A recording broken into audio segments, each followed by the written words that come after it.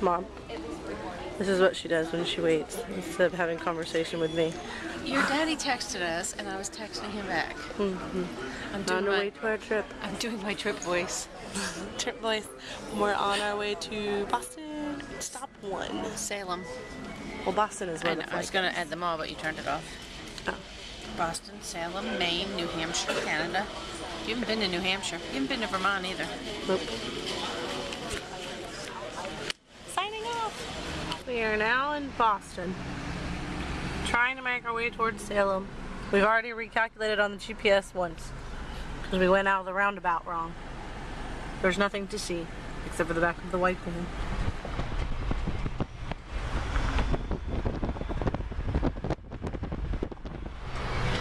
Heading into Salem. Sort of. Almost. On the way.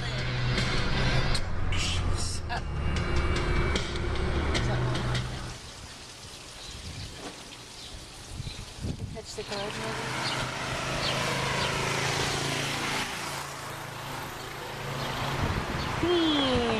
lunch. Salem. This is Salem. Salem is witch trials and scary things. Why on earth are you dressed like someone straight out of the on Pirates of the Caribbean? Well, I'll tell you this. Salem not only has a very long history of the supernatural and of the witchcraft trials, but it had a very strong maritime history, which we'll be talking about in just a little bit. You see, there were far more pirates and privateers, which is basically a pirate with a licensed pirate, that were sent out from Salem Harbor than you would expect. But we'll talk about them a little bit, because what we really want to talk about is ghosts. Now, ladies and gentlemen, we are standing on grounds that once belonged to a man by the name of Philip English. Now, Philip English, back in the late 1600s, was a wealthy entrepreneur. He owned many lands here in Salem. However, when 1692, when the witchcraft trials came around, he was accused of witchcraft. Now, he was accused of witchcraft by a man that he was in the middle of a legal dispute with, Mr. Beale. Mr. Beale accused Philip English of sending his spirit out to strangle him in the middle of the night, apparently over their legal squabble. Well, Philip English and his wife, who was also accused, didn't intend to stay here in Salem while the hysteria was going on, and they fled to Boston. However, English's wife was apprehended there. The constables in Boston were on the lookout for people who were wanted here in Salem. So his wife was arrested. Philip English then turned himself in Boston. He was friends with Governor Phipps. Governor Phipps was the newly appointed governor of the Massachusetts Bay Colony, and Phipps got him out of jail in Boston, and he went up with his wife to New York, which was kind of a safe haven for people who had been accused of witchcraft at that time. A really famous door. You may notice, as you look at it, that there's a lot of scuffing down towards the bottom. Every year visitors come here and do this pose. Now, why do they do it, you ask? I don't know. No, I'll tell you. Because every year there are people take pictures of this very doorway and see the image of a woman coming out of this doorway in this exact pose. And so people come and imitate that, placing their feet right there where I just did. Now, they also sometimes see the apparition of a very tall man in black. They never see his features, but they always see a tall, dark man right about to there. Now, unfortunately, this location, not exactly haunted, but it's a great spot to view some places that are very much said to be, and to talk about a few things. First of all, I wanted to mention something.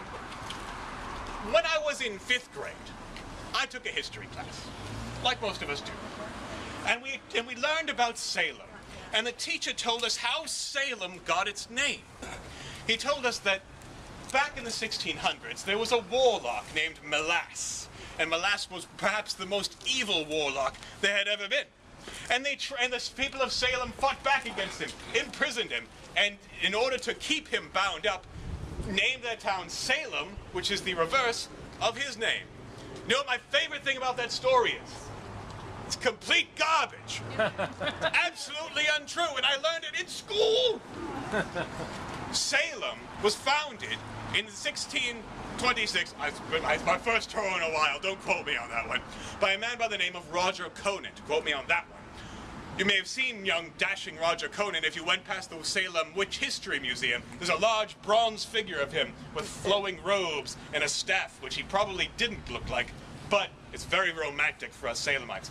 But he named the town Salem. It's a corruption of the Hebrew word shalom, which means peace. This was supposed to be the city of peace.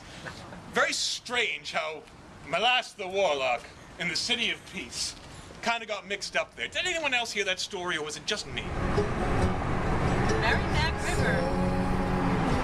Oh, interesting.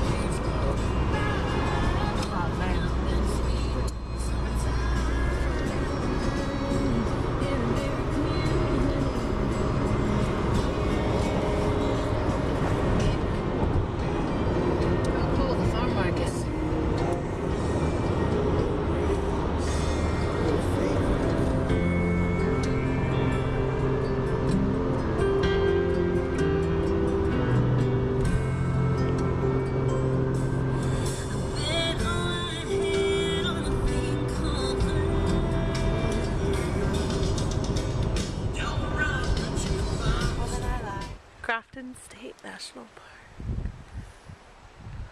That's where we're headed.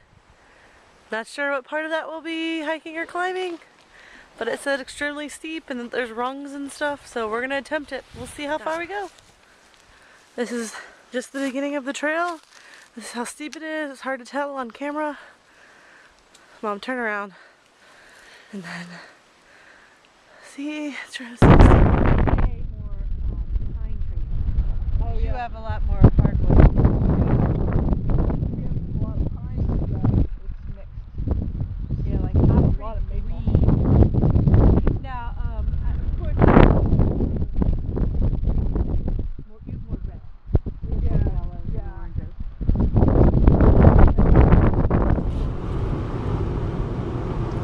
This is Canada. Looks just like Maine and New Hampshire, the places we've just been. and Vermont. In Vermont. But we went through Vermont for 5 seconds into Canada, and there's actually some pretty stuff up ahead, and we're gonna go try and find a restaurant somewhere near this border to have. There's people walking down the middle of the road. Obviously, cars are not a common occurrence. But we're gonna go try and find some lunch somewhere, and then we'll turn around and head back to Maine, where we plan on residing tonight, potentially. We don't know what we're doing, whatever we feel like. But, so, here's Canada. Oh, look at the little tree farm. Little tree farm with little trees. That'll be big trees. Pretty house. Mountains.